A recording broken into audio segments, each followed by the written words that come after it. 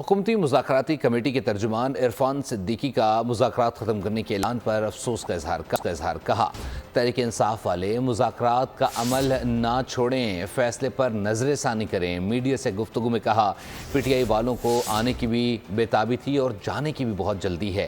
ہم نے کب کہا کہ جوڈیشل کمیشن نہیں بن سکتا؟ ہمارے جواب تو سن لیتے، اس کے بعد فیصلہ کرتے۔ 42 دن میں مطالبات دیے، ہم 7 دن میں کمیشن بنا دیں۔